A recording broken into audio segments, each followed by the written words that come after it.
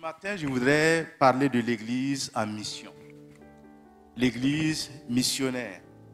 Il est très important dans un monde où nous voyons beaucoup de choses qui se passent et beaucoup de choses, quelquefois, qui ne glorifient pas Dieu et on le fait au nom de Dieu.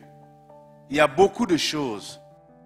Mais ce matin, je voudrais parler de l'Église en mission, une Église missionnaire, en prenant l'exemple de l'Église d'Antioche. Dans Actes chapitre 13, verset 1 à 4. Actes chapitre 13, verset 1 à 4.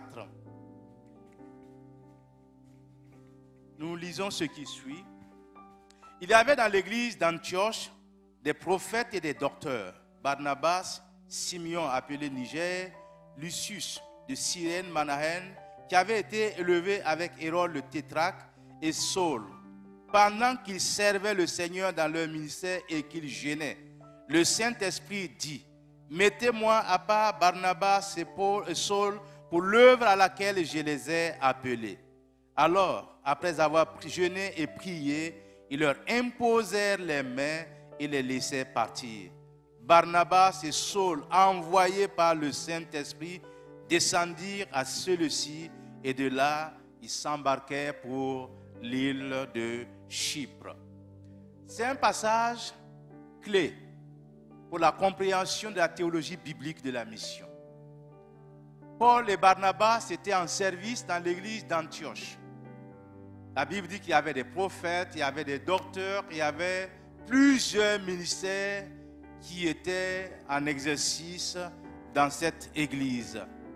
Et la parole de Dieu nous dit que pendant qu'ils servaient le Seigneur, pendant qu'ils enseignaient, pendant qu'ils jeûnaient, le Saint-Esprit dit: mettez-moi à part Barnabas et Saul pour l'œuvre à laquelle je les ai appelés. Dans l'histoire de la mission ou l'histoire des missions, eh bien, il y a eu des changements de paradigme. Nous voyons que la réforme, je reviendrai un peu si le temps me permet là-dessus, parce que notre centenaire est centré sur les 3 R, la réforme, le réveil et le rayonnement. La dernière partie, le rayonnement, concerne l'évangélisation. Comment justement faire que l'évangile soit prêché à tous?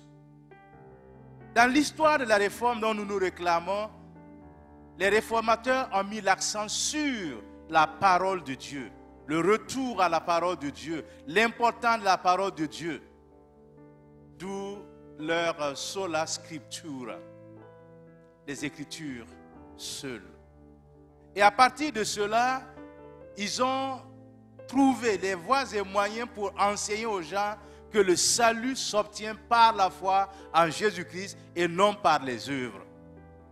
Malheureusement, dans l'histoire des missions, la réforme ou les réformateurs ont attendu environ 2 siècles, 200 ans avant d'envoyer des missionnaires.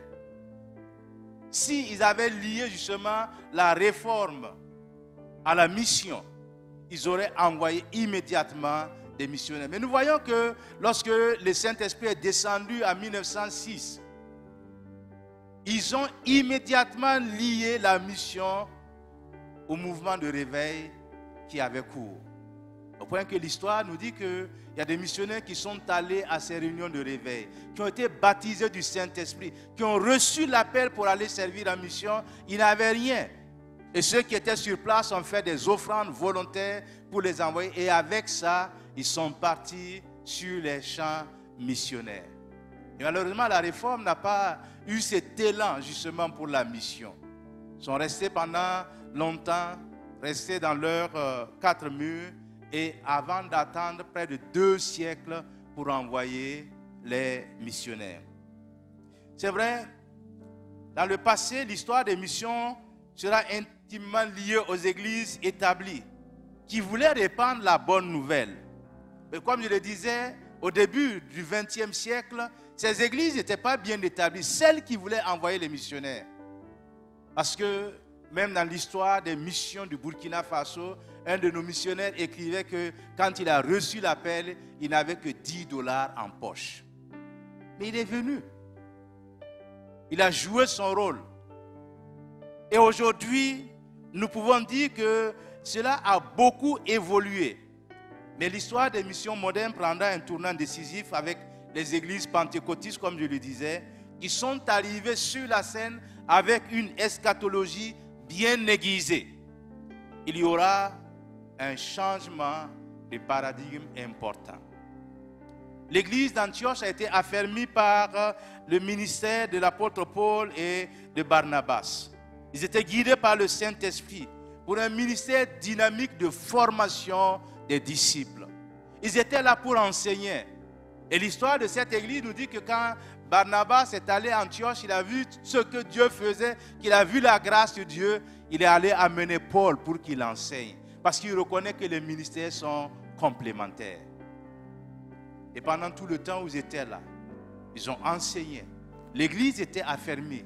C'est pendant ce moment que le Saint-Esprit a parlé. Il est important que nous puissions reconnaître la voix du Saint-Esprit dans l'appel missionnaire. Paul et Barnabas, bien qu'équipés, ils ne se sont pas levés pour dire « Je vais, nous allons en mission ». Mais c'est le Saint-Esprit qui a parlé et tous ceux qui étaient là ont entendu la voix du Saint-Esprit qui invitait l'église d'Antioche à laisser partir Paul et Barnabas. L'église d'Antioche croissait quantitativement et qualitativement. C'était une église qui était remplie du Saint-Esprit et qui était aussi sensible à la voix de Dieu, parce que l'église aurait pu dire, bon, ils sont utiles ici, on n'a pas besoin de les envoyer, on n'a pas besoin de se séparer de ces gens-là. Mais immédiatement, l'église a pris les devants. L'église a jeûné. L'église a prié. Et avant leur départ, l'église leur a imposé les mains, c'est-à-dire que l'église partageait déjà leur vocation. Pour dire, nous sommes d'accord avec vous. Partez avec nos bénédictions. Nous allons vous soutenir. Comme il est dit, à l'époque, l'église n'était pas riche. Mais Paul et Barnabas sont partis par la foi et ils ont impacté l'œuvre. L'église d'Antioche a obéi à la voix de Dieu. Elle allait partir pour soutenir ses missionnaires, ses ouvriers. Mais cette église, quand bien même elle était bien satisfaite du ministère de Paul et de Barnabas en leur sein, était obligée de les laisser partir. Et c'était les deux meilleurs éléments que l'église allait laisser partir. Et très souvent, il faut que l'église accepte que les meilleurs éléments partent pour l'œuvre, parce que Dieu voit l'intérêt que ces gens pourraient avoir dans le ministère. Luc a déjà écrit au début de cette église que cette église de Corinthe d'Antioche était une église composée essentiellement de réfugiés, des gens qui fuyaient pour leur foi, pour sauver leur vie. Et quand ils sont arrivés là, ils ont formé une communauté très importante qui va d'ailleurs influencer le cours de l'histoire de l'église. Parce qu'à partir d'Antioche, eh bien, on va prendre l'église d'Antioche comme étant un modèle d'une église missionnaire. Et aujourd'hui, les églises, je dirais modernes, utilisent ce modèle-là pour envoyer les missionnaires. Et pour ceux qui sont anciens dans cette église, en 1989, l'église nationale a organisé le départ du couple missionnaire Kaboré vers le Niger. En 1989. C'était un dimanche après-midi que l'église nationale a organisé, bien sûr, sous l'égide de la VIMAV, le culte, ce qu'on appelait à l'époque un culte d'au revoir. Pour leur dire, l'église est derrière vous, l'église vous soutient. En octobre 1990 également, nous avons eu la présence de missionnaires ici, où l'église nationale a réuni tous les responsables à l'époque, quand on organisait un culte d'au revoir, tous les présidents de région devaient venir pour apporter leur soutien au nouveau couple qui partait. C'était le tour du pasteur Abel Ouedraogo qui allait à Dakar. Je crois que lui c'était en 1989 et Jean Kaboré en 1990. Donc les deux missionnaires, couples missionnaires sont partis d'ici avec la bénédiction de l'église. Et cette église, l'église centrale, a soutenu la VIMAB depuis ce temps-là, depuis 1989, nous avons toujours soutenu la VIMAB avec, ces derniers temps, 1 million par an pour l'œuvre missionnaire. Et avec la journée de la VIMAB, et bien sûr, tout notre soutien va dans ce sens. Mais pendant longtemps, pendant toutes ces années, il n'y a pas eu une seule année où cette église n'a pas donné de l'argent à la VIMAB pour l'œuvre missionnaire. Cette église d'Antioche était une église multi-ethnique. C'était une église où il y avait beaucoup de gens, beaucoup de païens convertis à l'évangile. C'était aussi une église dynamique qui était dirigée par Paul et Barnabas à l'époque. Rappelez-vous que c'est Barnabas qui est allé chercher Paul dans sa cachette, dans son refuge, pour qu'il enseigne les chrétiens d'Antioche. Et d'ailleurs, la parole de Dieu nous dit dans Actes chapitre 11, verset 26, que c'est à Antioche que les disciples furent appelés chrétiens pour la première fois dans l'histoire de l'Église. L'Esprit était à l'œuvre pour interpeller l'assemblée. Il lui dit de mettre à part Barnabas et Saul, des missionnaires appelés par Dieu pour servir. L'Église, je voudrais aussi dire un mot par rapport à l'Église d'Antioche. De manière tacite, l'Église d'Antioche prie pour les missionnaires. Et je crois que l'une des tâches importantes des églises, c'est de jeûner, de prier pour les missionnaires, parce que quand vous allez sur le champ missionnaire, eh bien, il y a deux puissances qui se rencontrent, la puissance des ténèbres et la puissance de la lumière. Et le missionnaire qui est là doit faire face à la puissance des ténèbres chaque fois. Et tous les missionnaires, combien de nos missionnaires même ont perdu leurs enfants sur le champ missionnaire? Au Niger, il y a eu 2 de nos missionnaires qui ont perdu leurs enfants. Au Niger, il y a un de nos pasteurs qui a perdu son épouse. Et ça de manière souvent tragique. Nous devons soutenir. Paul et Barnabas savaient que c'est Dieu qui les avait appelés et qui se trouvaient là où Dieu les voulait. Et la prochaine étape pour eux n'était qu'une question de temps. L'Église les soutient, l'Église les apporte leur soutien autant bien spirituel que matériel et financier. Je voudrais qu'on nous passe quelques images de ce que l'Église centrale a fait sur le terrain missionnaire. En Guinée, ça c'est l'église de Mundu que nous avons aidé à construire. Ce n'est pas encore terminé. C'est déjà, le crépissage est déjà fait. Il reste la peinture. Et il demande environ 3 500 000 francs pour la peinture et le reste des travaux. Ça sera la plus grande église, en fait, le plus grand bâtiment des assemblées de Dieu dans la région de Mundu.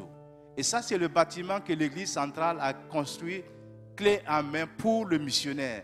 C'est leur dispensaire qui va donc servir à la population et tous ceux qui sont là. Ils rencontrent des difficultés, mais peu importe, le message de l'évangile sera transmis à toute cette population guinéenne pour qu'ils sachent que non seulement Dieu veut leur âme, mais veut aussi guérir leur corps. Donc, ce sont les réalisations que l'église centrale a pu faire. Et comme je l'ai dit, ce bâtiment de l'église a coûté près de 19 millions. Et pour le dispensaire, je n'ai pas les chiffres en tête, mais cela a coûté aussi quelques millions de francs CFA.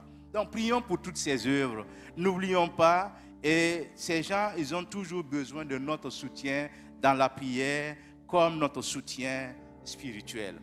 Je disais que pour la célébration du centenaire, le dernier R, c'est le rayonnement, qui nous invite à faire rayonner le message partout dans le monde. D'ailleurs, le comité national d'organisation du centenaire a ajouté qu'une église qui n'est pas missionnaire est une église démissionnaire. Un chrétien qui ne soutient pas la mission est un chrétien aussi qui est démissionnaire. C'est pourquoi il est important pour nous de faire tout pour que nos missionnaires puissent achever la tâche. Et comme l'apôtre Paul disait aux Romains, comment entendront-ils le message de l'évangile s'ils ne sont pas envoyés? Et s'ils sont envoyés, qui les soutiendra? C'est nous qui sommes restés à la maison. Le temps ne me permet pas de dire comment nous pouvons soutenir, mais justement, en résumé, nous pouvons les soutenir avec nos sous. Nous pouvons nous soutenir à genoux, dans la prière. Nous pouvons les soutenir en les encourageant. Nous pouvons les soutenir par toutes sortes de choses. Et quand vous entendez les missionnaires, une fois qu'ils reçoivent le soutien, combien ils sont joyeux. Et nous, que faisons-nous?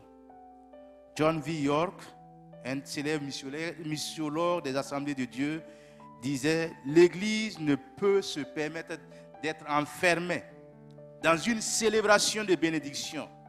Un paradigme pentecôtiste de la mission, ancré dans une théologie biblique de la mission, s'impose comme le seul moyen d'accomplir la mission de l'Église. On ne peut pas juste s'enfermer dans les 4 murs pour jouir des bénédictions, mais nous devons sortir. Nous devons aller. Comme il est dit, la Réforme a mis l'accent sur les Saintes Écritures. Et nous, Église pentecôtiste du 21e siècle, nous devons mettre l'accent sur la mission. La mission inachevée de l'Église. Quand tout le monde aura entendu l'Évangile, la fin viendra. Matthieu 24, 14 nous dit que cette bonne nouvelle du royaume sera prêchée dans le monde entier. Alors viendra la fin. Et si nous sommes toujours là, c'est qu'il y a encore quelque part, dans certains pays, dans certains endroits, des gens qui n'ont pas encore entendu l'Évangile. Lorsque le dernier aura entendu l'Évangile, eh bien, la fin arrivera. Que Dieu nous bénisse et que nous puissions réellement soutenir la mission, que nous puissions réellement faire de telle sorte que ceux-là qui sont envoyés ne manquent de rien, afin qu'ils achèvent la mission qui leur est imposée. Quand le Saint-Esprit appelait Paul et Barnabas, il dit « Mettez-moi à part Paul et Barnabas pour l'œuvre à laquelle je les ai appelés. » Et cette œuvre, c'était bien sûr la mission. Prions. Notre Dieu et notre Père, ce matin, merci pour ta divine présence. Merci pour ceux que tu as envoyés avec un message, avec l'Évangile. Merci d'avoir ouvert nos cœurs pour recevoir ce message, pour être sauvés. Maintenant, nous aussi, à notre tour, nous voulons que ce message se répande tout autour de nous, que ce message soit entendu de tous, et nous prions que chacun de nous, nous soyons impliqués dans l'œuvre d'évangélisation de la population. Nous prions, Seigneur, que ce jour puisse réellement nous rappeler notre tâche, notre appel, notre mission envers le monde. Seigneur, je te demande de bénir ton Église, de bénir ton peuple pour ce qu'il fait déjà, pour les missionnaires. Donne-leur, Seigneur, de faire encore davantage pour l'œuvre missionnaire. À toi seul, Seigneur, soit toute la gloire et la louange. Et merci pour tous nos missionnaires qui œuvrent inlassablement dans des conditions difficiles. Prions que tu les renouvelles et que tu les bénisses abondamment. À toi seul, Seigneur, soit notre gratitude et notre reconnaissance pour l'œuvre déjà accomplie et pour l'œuvre qui sera accomplie par ceux que tu as envoyés et aussi par ceux qui vont les soutenir. Merci, Père, au nom de Jésus-Christ. Amen. Amen. Voilà, que Dieu vous bénisse et bon dimanche.